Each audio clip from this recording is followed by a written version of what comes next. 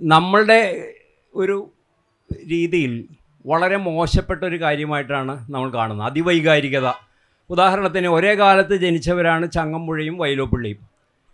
പക്ഷേ ചങ്ങമ്പുഴയുടെ എഴുത്ത് അമിതമായ സെൻറ്റിമെൻ്റലിസത്തിൽ ആവിഷ്ടമായ ഒരു കുത്തിയൊഴുക്കായിരുന്നു. വൈലോപ്പിള്ളി നേരെ തിരിച്ചുമായിരുന്നു. അപ്പോൾ ചങ്ങമ്പുഴയാണ് ഏറ്റവും പോപ്പുലറായിരുന്നത്. വൈലോപ്പിള്ളി ഇപ്പോഴാണ് കൂടുതലായിട്ട് ചർച്ച ചെയ്യപ്പെടുന്നത്. അന്ന് ചർച്ച ചെയ്യപ്പെട്ടില്ല എന്നല്ല, കൂടുതലായിട്ട് ചർച്ച ചെയ്യപ്പെടുന്നത്. അപ്പോൾ ഈ അമിതമായ വൈകാരികത, അതിനെയാണ് സെൻറ്റിമെൻ്റലിസം എന്ന് പറയാനായിട്ട് ഞാൻ ഉദ്ദേശിക്കുന്നത്. അത് തന്നെ ആവണം. നമുക്ക് ഈ വൈകാരികത ഇല്ലാതെ ഒരു കലാസൃഷ്ടിയും നടത്താനൊക്കില്ല എന്നുള്ളൊരു തോന്നൽ എനിക്കുണ്ട്. അതായത് ഈ നമ്മൾ പുരാണങ്ങൾ എടുത്തു നോക്കിക്കഴിഞ്ഞാൽ ഗാന്ധാരി വിലാപം തന്നെ എടുക്കുക. 100 മക്കൾ നഷ്ടപ്പെട്ട ഒരമ്മയുടെ ഒരു വിലാപം വല്ലാത്തൊരവസ്ഥയാണത്. അത്രയ്ക്ക് ഒരു തീവ്ര വൈകാരികത ഉളവാക്കുന്ന മുഹൂർത്തങ്ങൾ വളരെ കുറവാണ്. അതുപോലെ തന്നെ ഈ അർണോസ് വാതിരി രചിച്ച പുത്തൻ പാനയിലെ ഒരമ്മയുടെ വിലാപമുണ്ട്. യേശുവിൻ്റെ മരണം, അതിനെ ചുറ്റിപ്പറ്റിയുള്ള ഒരു വിലാപമാണ്. അതും നമ്മൾ കേൾക്കുമ്പോൾ നമുക്ക് വല്ലാത്ത തീവ്രമായ ദുഃഖം അനുഭവപ്പെടുന്നുണ്ട്. അപ്പോൾ ഈ വൈകാരികതയുടെ സ്പർശമില്ലാതെ ഒരു സാഹിത്യകൃതിയും രചിക്കാൻ പറ്റുമെന്ന് എനിക്ക് തോന്നുന്നില്ല. പക്ഷേ ഇതെങ്ങനെ വരണം എന്നുള്ളതൊരു വലിയ പ്രധാനപ്പെട്ട കാര്യമായിട്ടാണ് എനിക്ക് തോന്നുന്നത്. ഈ അതിവൈകാരികത കൊണ്ട് നിറച്ച് കാൽപ്പനികമായി എഴുതിയ ധാരാളം കൃതികളുടെ ഒരു ജീർണത നമ്മൾ അനുഭവിച്ചിട്ടുള്ള ആളുകളാണ്. അത് നമ്മൾ ഈ വൈകാരികതയും കാൽപ്പനികതയും തമ്മിൽ വളരെയധികം ബന്ധപ്പെടുത്തിയിട്ടാണ് അവതരിപ്പിക്കുന്നത്.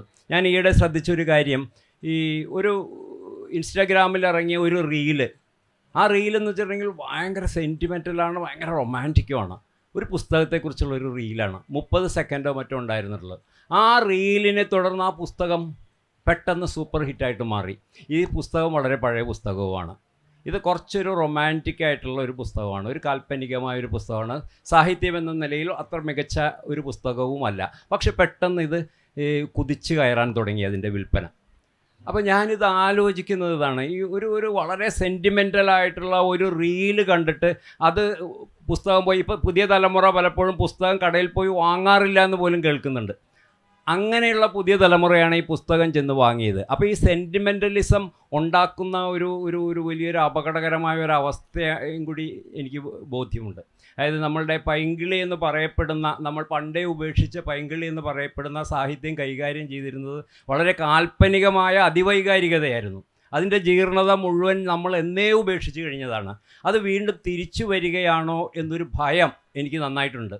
കാരണം നമുക്കറിയാം, എല്ലാ പുസ്തക പ്രസാധനങ്ങളും കച്ചവടം കൂടിയാണ്. അപ്പോൾ ഇതിൻ്റെ കച്ചവടം വർദ്ധിപ്പിക്കാൻ എന്താണ് വേണ്ടതെന്ന് വെച്ചിട്ടുണ്ടെങ്കിൽ അത് ഉപയോഗിക്കുക എന്നുള്ള ഒരു അവസ്ഥയുണ്ടത്.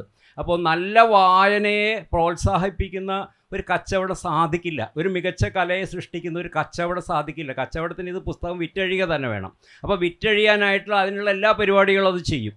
അപ്പോൾ അതികാൽപ്പനികതയും അതിവൈകാരികതയുള്ള പുസ്തകങ്ങളാണ് വിറ്റഴിക്കപ്പെടുന്നതെങ്കിൽ അവർ തീർച്ചയായിട്ടും അത് പ്രസിദ്ധീകരിക്കുക തന്നെ ചെയ്യും. അത് വായനക്കാരൻ്റെ ഒരു ബൗദ്ധികത ഒരു വിഷയമല്ല. കാരണം നമ്മളിപ്പോൾ ഇന്നത്തെ കാലത്തെ ബൗദ്ധികമായ എല്ലാത്തിനുമെതിരെ യുദ്ധം ചെയ്തുകൊണ്ടിരിക്കുന്ന ഒരു സമയമാണ്. നമ്മുടെ രാഷ്ട്രീയം പോലും കുറേ വിഡ്ഢികളെ സൃഷ്ടിച്ചുകൊണ്ടിരിക്കുന്ന ഒരു സമയമാണ്. എല്ലാത്തിനോടും പിന്താങ്ങുകയും എല്ലാം ചെയ്തുകൊണ്ടിരിക്കുന്ന ഈ സമയത്ത് ഈ അതിവൈകാരികത അപകടകരം തന്നെ അല്ലേ എന്നുള്ളതാണ് എൻ്റെ ചോദ്യം.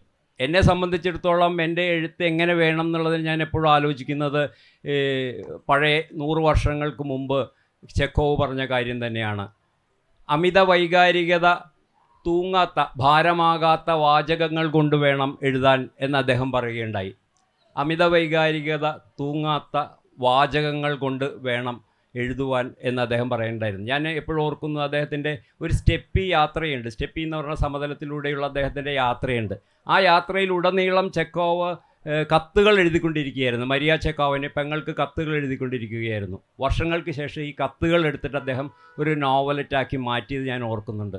അത് വായിച്ചു കഴിഞ്ഞാൽ നമുക്കറിയാം, ഈ അമിത വൈകാരികത ഇല്ലാതെ ക്ലാസിക്കുകൾ ഉണ്ടാകും എന്നുള്ള കാര്യത്തിൽ യാതൊരു സംശയവുമില്ല. അങ്ങനൊരു അവസ്ഥ കൂടി നിലവിലുണ്ട്.